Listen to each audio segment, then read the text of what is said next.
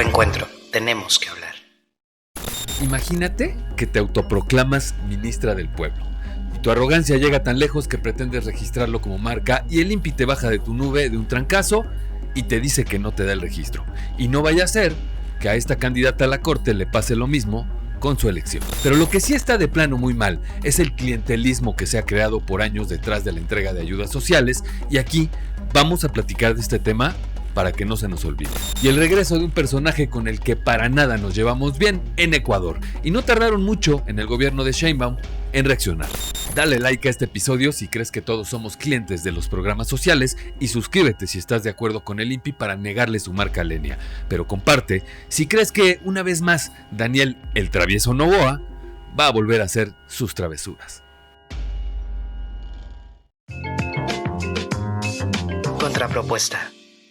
Temporada 4, episodio 14. Ministra no registrada en los mercados del bienestar y no voy a hablarle.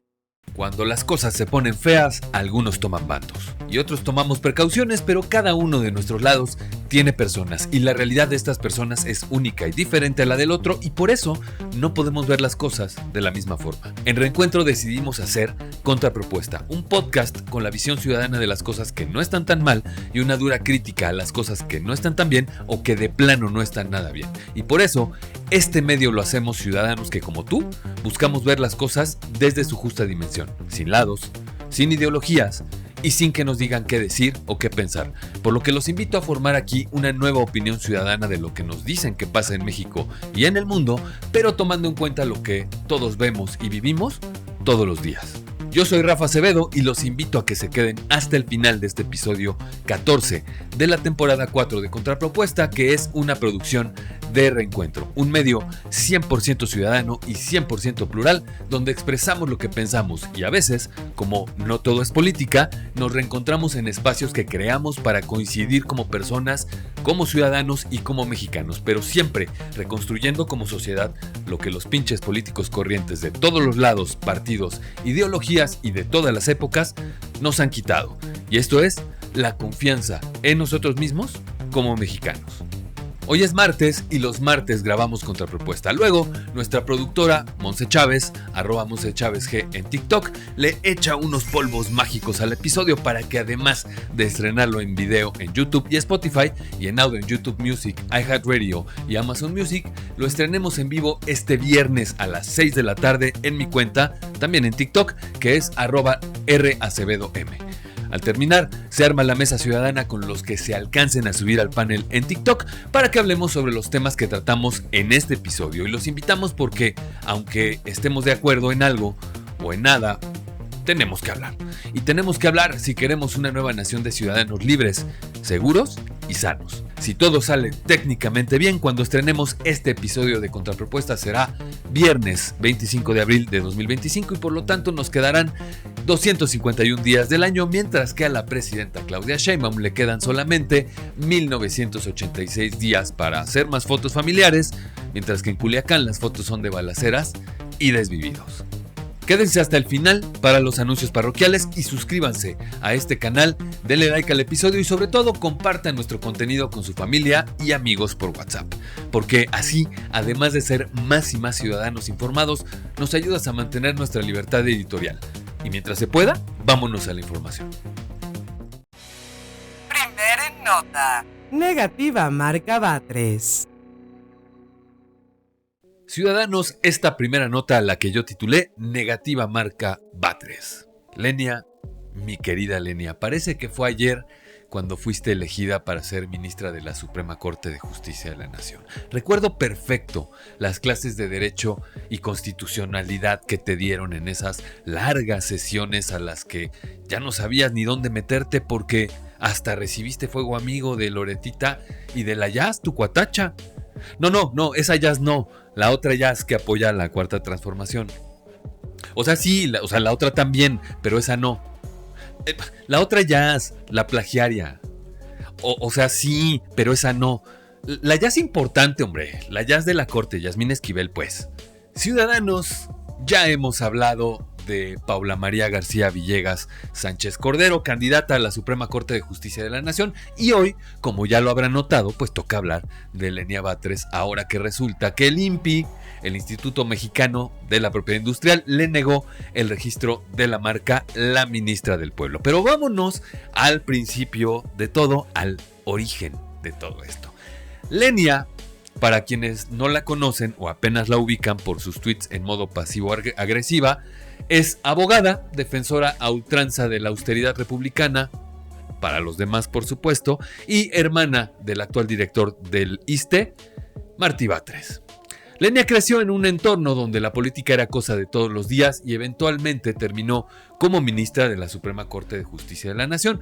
Una ministra que llegó como crítica al Poder Judicial. O sea, imagínate llegar a tu nuevo trabajo diciendo que todos tus compañeros son una bola de corruptos. Eso sí, con discurso de pueblo y de lucha social y con mucho, pero mucho amor por el micrófono y por supuesto por los tweets en X.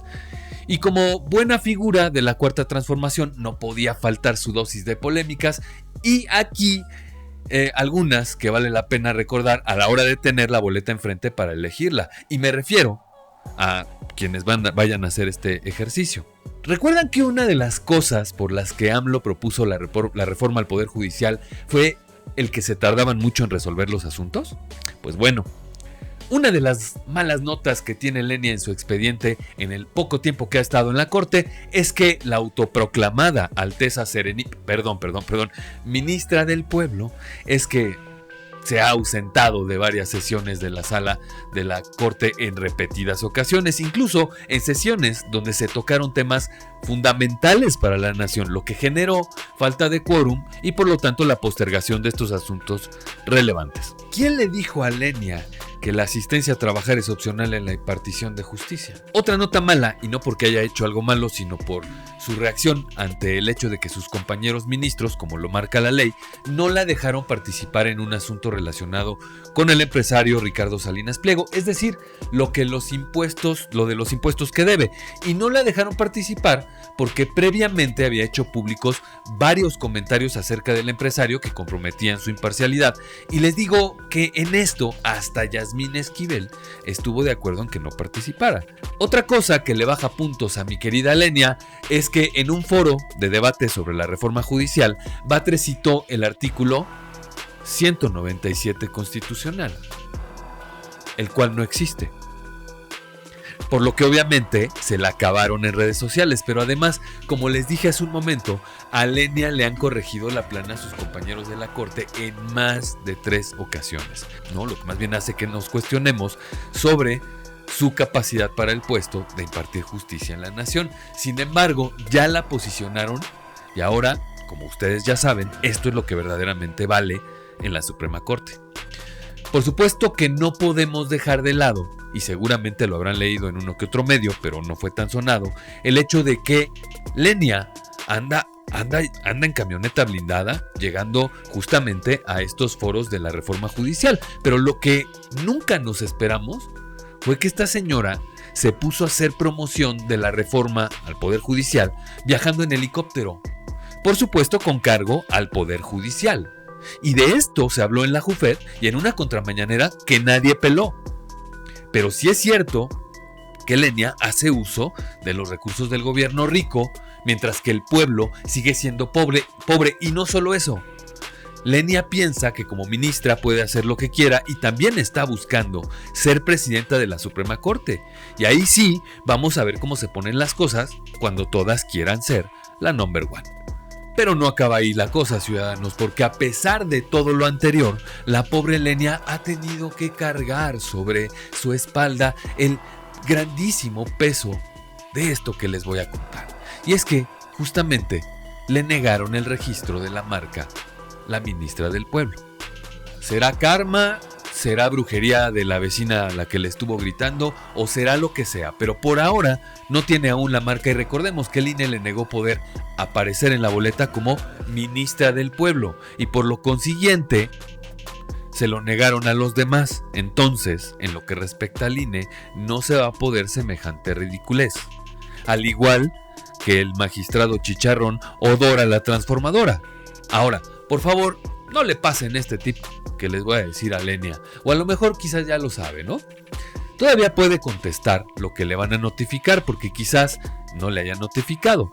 Va a ser un oficio para que se pronuncie y luego ya viene la negativa y luego va a poder impugnar en el Tribunal de Justicia Fiscal, en el federal, y luego va a llegar a tribunales colegiados. Y ahí, ¿qué creen ustedes que va a pasar? Si los tribunales colegiados dependen del Poder Judicial y de la Suprema Corte. Pues si quieren saber, sigan mi canal y guarden este video, porque si el asunto de esta marca llega a un tribunal colegiado siendo Lenia ya ministra, les cuento que sí va a poder obtener el registro de su marca. Y cuando pase esto, hacemos una nota en este mismo podcast y todo. Pero mientras, guarden este video porque se me hace que sí le van a conceder su marca, lo cual pues crearía un pésimo precedente sobre el análisis de las marcas, y así es como poco a poco estos pinches políticos corrientes convertidos por el dedo y gracia del señor Andrés Manuel López Obrador en ministros y jueces destruyen los sistemas, destruyen los procesos y por supuesto el sistema jurídico para convertirlo en un circo o incluso ponerle un signo de pesos y elevar la apuesta por el precio. César Villanueva Esquivel es el nombre del secretario de Estudio y Cuenta de la ponencia de la ministra Batres, y como todos saben, César es un servidor público de un rango bastante alto dentro de la Corte, que implica respeto porque ellos son quienes se encargan de estudiar a profundidad los asuntos que les llegan y proponen la resolución a los ministros. Es decir, el secretario de Estudio y Cuenta es el cerebro operativo de la ponencia, y entre sus funciones están, como ya les dije, estudiar los casos a fondo, elaborar proyectos de resolución, exponer el caso en la sesión, vigilar que se cumpla cabalmente el procedimiento, investigar, actualizar criterios, entre otras muchísimas funciones. O sea, que no es menor la función de un secretario de Estudio y Cuenta. Y lo que les acabo de decir son las funciones de César Villanueva. Les voy a hacer una pregunta. Dentro de las funciones que acaban de escuchar, mencioné ser representante de los ministros en asuntos personales. O les simplifico la pregunta: ¿en algún momento en las funciones que acabo de decirles está la de ser el asistente personal de uno o varios ministros? Según yo, no. ¿No, la productora? No. ¿No, verdad?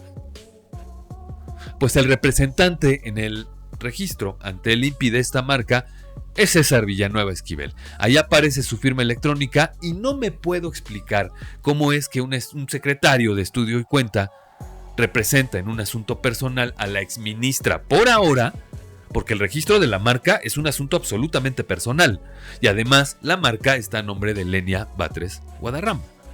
Dicho esto, ¿por qué un secretario de Estudio y Cuenta, que se supone que debe estar estudiando a fondo los asuntos de la nación, está representando a una persona en un acto jurídico personal, que además es su jefa? O mejor dicho, ¿por qué le está sirviendo en asuntos personales a Lenia Batres cuando no es ministra de la Corte y no se encuentra en sus funciones, dentro de las funciones de César Villanueva? Y así quieren que pensemos que este va a ser un mejor poder judicial imparcial y sin privilegios. ¿Qué tiene que responder Lenia Batres a esto? ¿Por qué usa a los funcionarios de la Corte de su ponencia para representarla en asuntos personales? En resumen, exministra Batres, ¿por qué viaja en helicóptero para promover algo que no tiene relación con los asuntos de la Suprema Corte de Justicia de la Nación, que a usted le toca resolver en sesiones a las que no llega y que se posponen por falta de quórum, para que luego su jefe político tenga razón cuando dice que no se imparte justicia pronta y expedita? ¿Por qué viaja en camionetas blindadas con seguridad hasta el tope si el que nada debe nada teme, mientras que le niegan una marca en el INPI? Porque si no sabe de derecho constitucional, mucho menos sabe de marcas, y aún así la presentó su marca, y seguramente la conseguirá, porque así son ustedes de arbitrarios y torcedores de la ley, mientras que a nosotros quien nos tuerce es la propia ley cuando la manejan ustedes. Y no te hagas, Lenia, tú y yo sabemos muy, pero muy bien, que no tienes el nivel ni para ser juez de un pueblo de las películas de Cantinflas. Y para que no se enoje Lenia y nos venga a gritonear, dale like, suscríbete a mi canal para que no se cumpla la profecía de la marca Lenia y comenta si tú también crees que al final le van a dar la marca. Segunda nota. Los clientes del bienestar. Ciudadanos, esta segunda nota, la que yo titulé Los clientes del bienestar. ¿A quién no le gusta que le regalen cosas? Yo creo que a todos nosotros nos gusta que nos regalen desde pequeños detalles como dulces o chocolates hasta cosas más caras como camionetas buchonas o ropita de marca. Y cuando estos regalos llegan sin razón alguna, a veces es una grata sorpresa, pero a veces nos quedamos con la duda sobre las intenciones de ese regalo si llegan sin justificación. Y es justo ahí donde viene la cosa. El problema no es el apoyo social, sino lo que te piden a cambio. Situación que es ilegal por donde le vean, pero si quienes están encargados de impartir justicia o hacer que la ley se cumpla están al servicio del sistema o del candidato, pues no creo que se pueda hacer mucho. Y esta práctica, tan arraigada a los gobiernos de todos los partidos, ya se ha normalizado cuando la realidad es que esos apoyos los pagamos todos, incluso quienes los reciben. Pero empecemos por saber de qué se tratan los apoyos sociales, para qué son. Porque principalmente debemos saber y tener en el mapa para quiénes son. Un programa social es un conjunto de acciones públicas, o sea, del gobierno, financiada con recursos del Estado. Estas acciones deben estar encaminadas a mejorar las condiciones de vida de personas, grupos o comunidades en situación de vulnerabilidad o rezago social. En México, desde siempre, los programas sociales han jugado un papel fundamental para atender las necesidades de poblaciones vulnerables que siempre han existido en nuestro país. Sin embargo, los últimos 15 años han sido terriblemente implementados usando mecanismos de desvío que podrían ser descritos en una película de la gran estafa, como es el caso de Liconza, en su momento con grandes cantidades de dinero robadas por estos pinches políticos corrientes. Y en el mejor de los casos se trata de dinero lo que se roban, pero cuando se trata de leche radioactiva o leche con heces como la que venden los Batres, hablamos de problemas mucho más severos que podrían cobrar vidas de mexicanos si no es que ya las han cobrado. Pero como estos pinches políticos corrientes no tienen límites, operan con los programas sociales para poder asegurar el siguiente cargo de elección que por supuesto será más jugoso y más redituable. Nos hemos encontrado con varios casos en varias elecciones de personajes y políticos a todos los niveles que condicionan los apoyos sociales o que incluso han llegado a cancelar si no se les apoya con el voto o con ir a apoyar a tal o cual político a los mítines, pues los programas sociales. Y hay quienes incluso piden de vuelta un porcentaje del apoyo como en este caso que les muestro.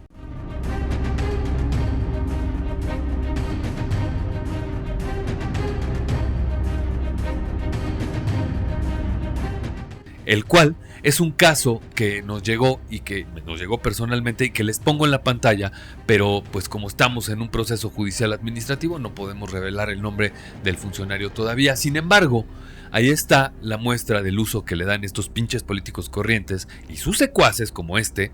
Y en su momento, aquí les voy a decir de quién se trata y les aseguro que ni él se ha dado cuenta. Pero esto es solo uno de muchos como este personaje, y multiplíquenlo por todos los políticos y todos los que operan por los políticos actualmente. Imagínense nada más la cantidad de dinero o la cantidad de apoyo que pueden jalar a partir de los programas sociales. Desde la creación de programas como Oportunidades y Prospera hasta los más recientes como Sembrando Vida y Jóvenes Construyendo el Futuro, los apoyos han sido herramientas clave para combatir la pobreza, pero también han sido clave para la permanencia del PRI en su momento y por supuesto lograr que Morena ganara la elección presidencial en 2018. Organizaciones como Mexicanos contra la Corrupción y la Impunidad han señalado que la falta de transparencia en la asignación de estos recursos facilita su manipulación con fines partidistas. La ausencia de padrones públicos actualizados y mecanismos de supervisión independiente contribuye a que los programas sociales se conviertan en instrumentos de clientelismo político. Incluso personas que ya han fallecido años atrás siguen cobrando los apoyos. Pero uno de los escándalos más notorios sobre programas sociales, sin duda, es Segalmex. Segalmex, creado en 2019 con el objetivo de cumplir con una de las promesas de campaña más ofrecidas por Andrés Manuel López Obrador, en la cual fue garantizar la autosuficiencia alimentaria y apoyar a los productores del campo. Y como siempre, la realidad nos abofetea con 15, quizás 19 mil millones de pesos desaparecidos bajo el mando de un expriista formado en los mejores talleres de alfarería de pinches políticos corrientes, o sea, el Salinato, y me refiero, por supuesto, a Ignacio Nacho Valle, a quien la última vez se le vio muy a gusto en uno de los hoteles más caros de Latinoamérica. Y ni se garantizó la autosuficiencia alimentaria, ni se apoyó a los productores del campo. Se detuvo quizás a algunos funcionarios relacionados con este desvío, pero en realidad Nacho Valle sigue disfrutando de la vida. Y hablando de vida, sembrando vida, donde combatir la pobreza rural, fomentar la ya famosa autosuficiencia alimentaria y regenerar, y sí, repito, regenerar ecosistemas degradados era el objetivo primordial de este programa, que a la larga terminó siendo un mecanismo de corrupción y opacidad que además querían llevar a otros países de América Latina.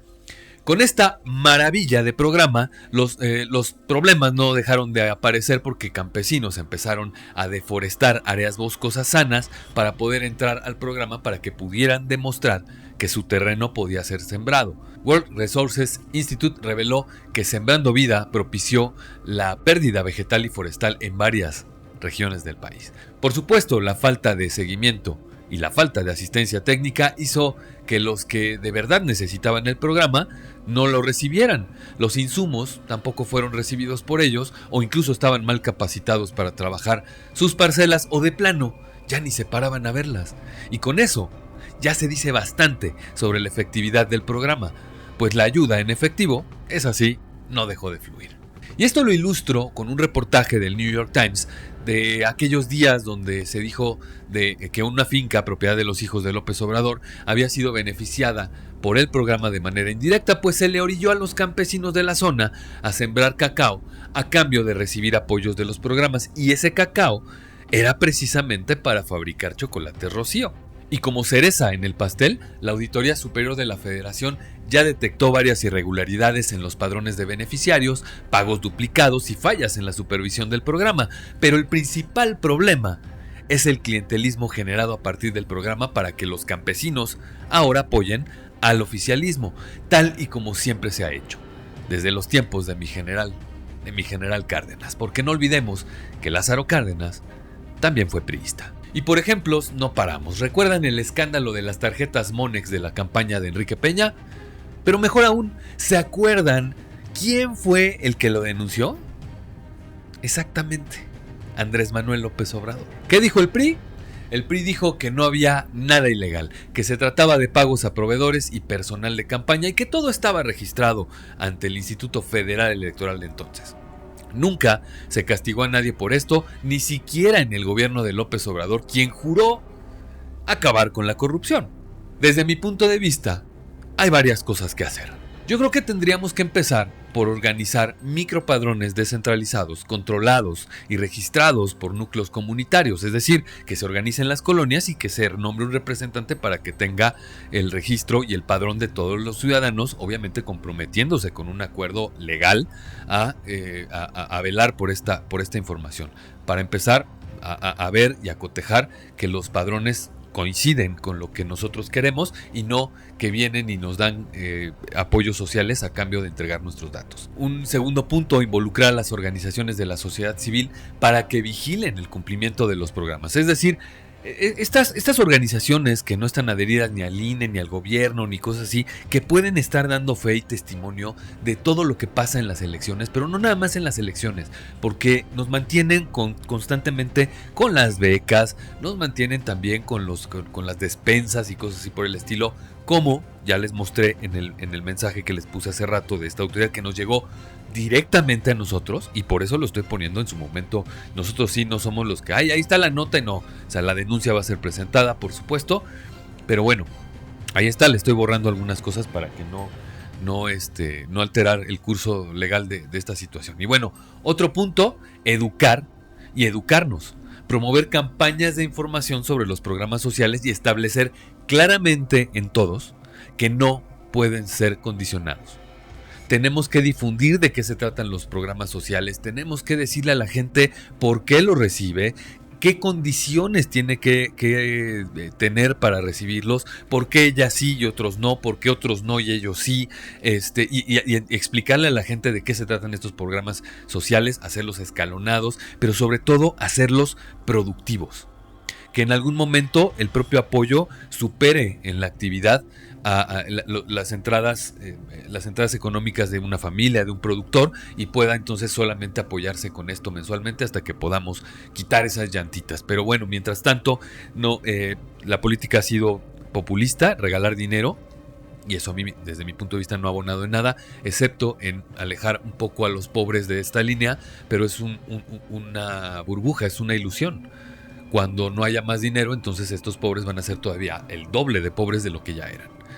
Y por supuesto, pues un siguiente punto en solución es elevar las sanciones a los funcionarios y personas que lucren de manera ilegal con los programas sociales y que enfrenten, por supuesto, penas más severas. Hay este mismo personaje ya no es la única denuncia que ha habido, también en las elecciones presidenciales, en esas que acaban de pasar de 2024, pues también estuvo involucrado en algunas cosas. Desgraciadamente, sabes, no pudimos documentarlo, pero poco a poco nos vamos a ir acercando a estos funcionarios que condicionan los apoyos sociales. Poco a poco los vamos a ir sacando de sus madrigueras, vamos a ir demostrando que el gobierno municipal tiene que meter las manos para que esto no pase, y sobre todo que el Poder Judicial pues empiece también a juzgar esto.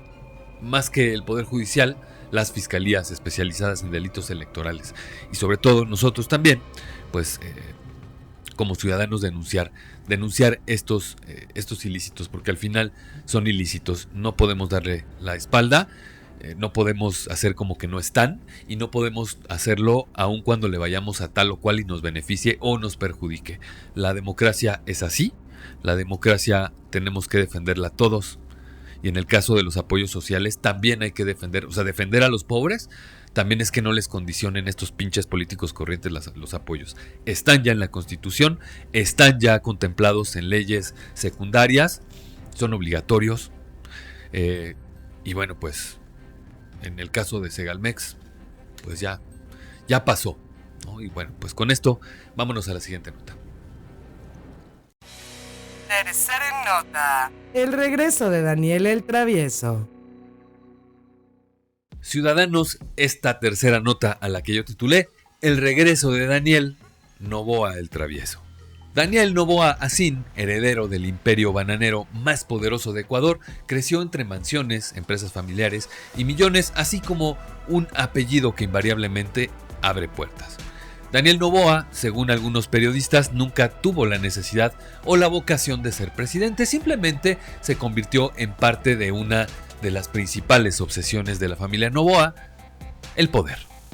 Y con esto pretendía romper la maldición que aquejaba a su padre de haber contendido 5 veces por la presidencia de Ecuador, y no solo la rompió de un jalón, ganando desde la primera vez la presidencia, sino que ahora, este domingo, fue reelecto con más de 10 puntos de ventaja, aunque su rival política ya ha dicho que no reconoce los resultados de la elección. Nada raro y nada de qué sorprendernos. Daniel llegó al poder con 36 años con una sola meta: ordenar el caos que reinaba en Ecuador con el crimen organizado. Y recordemos el penoso incidente de la Embajada de México en Ecuador, donde Daniel Noboa ordenó la incursión armada en la embajada para extraer a Jorge Glass, expresidente condenado por actos de corrupción y el cual también obtuvo asilo por parte del gobierno de López Obrador.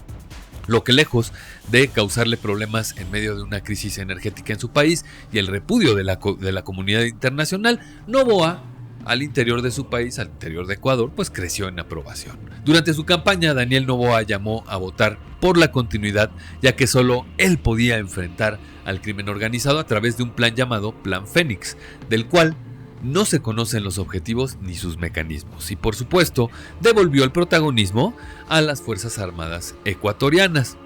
¿No les suena conocido? Les digo que todos hacen exactamente lo mismo en cualquier país. Y como les dije, el poder es una obsesión para la familia Noboa, porque también este domingo la madre de Daniel Noboa Asín obtuvo la votación más alta en la papeleta para presidir la Asamblea Nacional, lo que deja ahora también en manos de Daniel Noboa el poder legislativo. Pues evidentemente ya solo le falta el poder judicial. Y no acababa de bajarse del templete de las elecciones cuando evidentemente comenzaron las habladas de fraude por parte de sus oponentes políticos, pero lo que es bastante extraño en todo esto, ciudadanos, es que resulta que quieren atentar en contra de Daniel Noboa y su gobierno. ¿Y cómo lo iban a hacer supuestamente? Pues ni más ni menos que enviando sicarios de México y de otros países. Por supuesto, la presidenta Sheinbaum hizo declaraciones sobre lo que menciona el gobierno de Ecuador y francamente, pues no sé ustedes, pero pues yo no sé cómo tomarlo. Digo, tengo sentimientos encontrados al respecto porque, pues por un lado, estoy plenamente convencido de que se atentó en contra de la soberanía mexicana en la incursión a la embajada hace un año por parte de estas fuerzas armadas de Ecuador, por supuesto. Y por otro lado, pues escuchen esto. Nos dice la alerta que los mandó la presidenta a los sicarios, dice enviados de México. Se hizo una respuesta por parte de Relaciones Exteriores negando esto y además no dice ni siquiera de dónde venía la información ni cuáles son sus pruebas. Esto comentó la mandataria mexicana en conferencia matutina. Yo no sé si esto de que México está enviando sicarios a Ecuador sea verdad o no. No tengo dudas de que esto puede ser falso. Porque qué importancia puede tener Ecuador frente al mundo en los momentos que se están viviendo con Donald Trump, hablando del crimen organizado. Yo más bien creo que esto se trata de una estrategia a varias bandas, porque por un lado es una muy buena cortina de humo en Ecuador para desviar la atención de los dichos de la oposición sobre el fraude electoral, y luego tenemos que Danielito el Travieso está tratando de llamar la atención de Trump como ya lo logró Bukele, solo que Noboa tiene varias cosas que resolver al interior antes, la neta.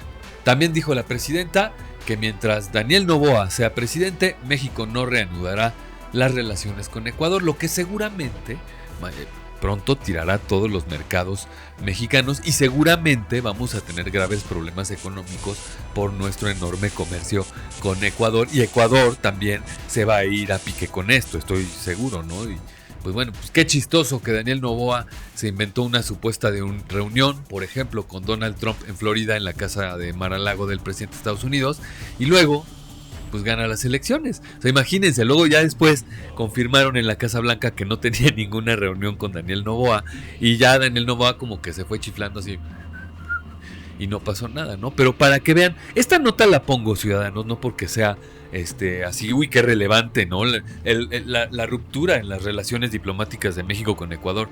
No, ahorita tenemos problemas mucho más importantes que arreglar. Se las pongo aquí y hablamos de esto justamente porque quiero que vean cómo el mundo está empezando a tomar este curso, cómo la política empieza a cambiar y cómo todo el sistema empieza a corromperse.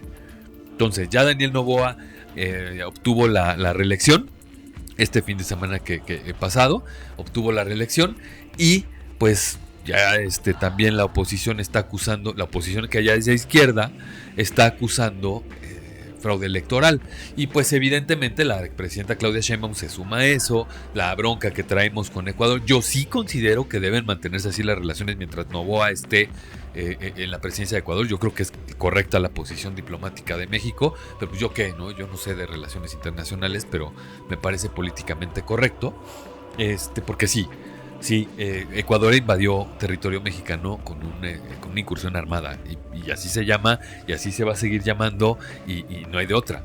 Pero quiero que vean cómo todos los pinches políticos corrientes reaccionan igual y crean las cortinas de humo y empiezan a hacernos notar cosas que no debemos notar y ver que ay, es que el atentado contra el presidente. ¿Cuántas veces no también Maduro ha dicho, es que atentaron contra la soberanía?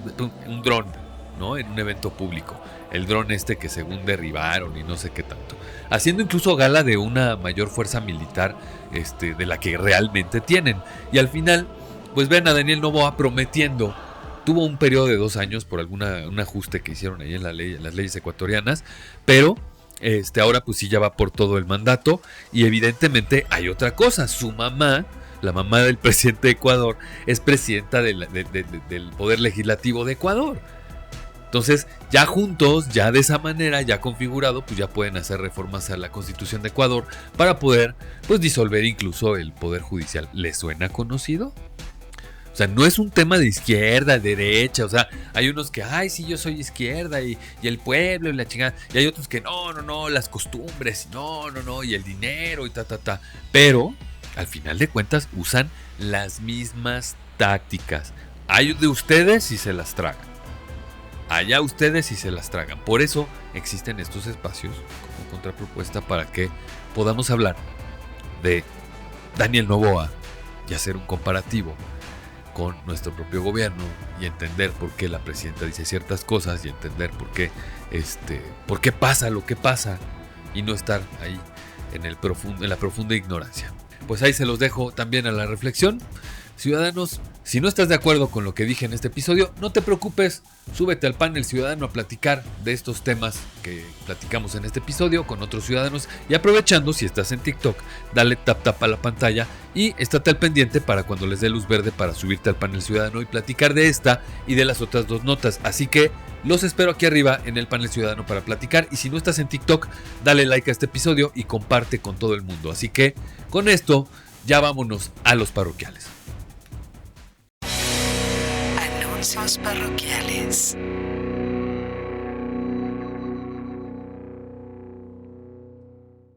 Ciudadanos, bienvenidos a los anuncios parroquiales traídos a ustedes por nuestro orgulloso patrocinador Porrito Craft. Y esta es la pieza de la semana de Porrito Craft. El colgante Luz de Ágata es una pieza única que combina la calidez y brillo natural del ágata naranja con la energía vibrante de tonos neón y cristales coloridos. Su diseño, trabajado artesanalmente con macramé en hilo encerado 100% mexicano, es una celebración de la creatividad y la pasión por los detalles. Y en la técnica, como ya les dije, macramé tejido a mano, lo cual aporta durabilidad y estilo único. El segundo anuncio parroquial es invitarlos como todas las semanas a Reencuentro Diario. Y como todas las semanas, también de lunes a viernes estamos en este proyecto donde leemos las principales portadas de circulación nacional. Tanto Monse en su cuenta Un Día, @MonseChavesG en TikTok. Y por supuesto su servidor, @RAcebedom también en TikTok. Entonces un día abre Monse, un día abro yo y lo que hacemos, como ya les dije, es leer las principales portadas de circulación nacional. Y también mi querida Kao, @YesCasal, se sube a dar las portadas, pero de deportes. No se lo pierdan de lunes a viernes alrededor de las 9:30 de la mañana, ya sea en la cuenta de la productora o en mi cuenta, Reencuentro Diario. Y por supuesto que los lunes, ayer estuvo muy bueno, hoy es martes, como ustedes ya saben, y ayer lunes a las 9 de la noche fue Toma Clandestina y hablamos de la tan esperadísima película, reseña y todo este debate de El Padrino 1, 2 y 3. Se puso muy bueno porque pues obviamente es una de mis favoritas. Pero también es la favorita de muchos. Se habló de algunos datos curiosos, de algunos detalles que por supuesto podrán ver de otras películas si vienen los lunes a las 9 de la noche a Toma Clandestina. Y bueno, pues el tercer anuncio parroquial, ciudadanos, nos tomamos unas vacaciones por la Semana Santa, pero ya estamos de vuelta con la información, ya estamos aquí en Contrapropuesta y por supuesto que nos vamos con esto a la Contrapropuesta Playlist traída a ustedes por Index Plus. Contrapropuesta Playlist.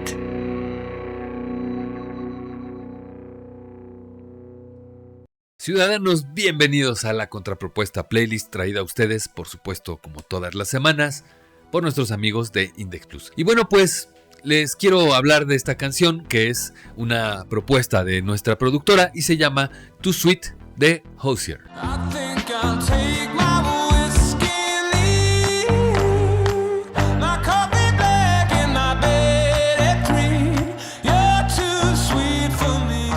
Too Sweet de Hozier es una balada íntima sobre el cambio personal, la sobriedad y la soledad emocional. A través de imágenes cotidianas y una producción suave, el cantante refleja cómo, aunque está mejorando su vida, dejando el alcohol, durmiendo bien, aún siente un vacío. Es vulnerable, nostálgica y muy humana, destacando por su sinceridad y delicadeza. Hozier es un cantautor irlandés conocido por su mezcla de soul, folk y blues, con letras profundas y y poéticas. Saltó a la fama con Take Me to Church en 2013. Sus canciones exploran el amor, la espiritualidad y temas sociales. Tiene 3 discos principales: Hozier de 2014, Wasteland Baby de 2019 y Unreal on Earth de 2023. Además, el sencillo On Heart de 2024. Es reconocido por su voz poderosa, su activismo y su estilo introspectivo. Ciudadanos, se acaba la información, pero no los temas, y cuando son tocados desde el lado ciudadano, seguramente vamos a discrepar, pero siempre tenemos que hablar. Así que nos vemos la próxima semana. A nombre de Monse Chávez en la producción de este podcast ciudadano, @MonseChávez en TikTok, Abdel Morales en los contenidos, @Abdel_Morales también en TikTok. Yo soy Rafa Acevedo, @RAcebedom también en TikTok, y les doy las gracias por haber compartido con nosotros este nuevo episodio de Contrapropuesta por Reencuentro, @ReencuentroMX en TikTok también. Y no dejen de suscribirse a mi canal y denle like a este video, pero sobre todo compártanlo para que cada vez seamos más ciudadanos, haciendo más fuerte este medio también ciudadano, por lo que no me queda más que recomendarles que hicen las velas, pónganse bloqueador otra vez, agárrense fuerte porque ya viene la tormenta y no hay para atrás en este Golfo de América. Y por eso, más ciudadano que nunca, este fue el episodio 14 de la 4ª temporada de Contrapropuesta por Reencuentro. Reencuentro, tenemos que hablar.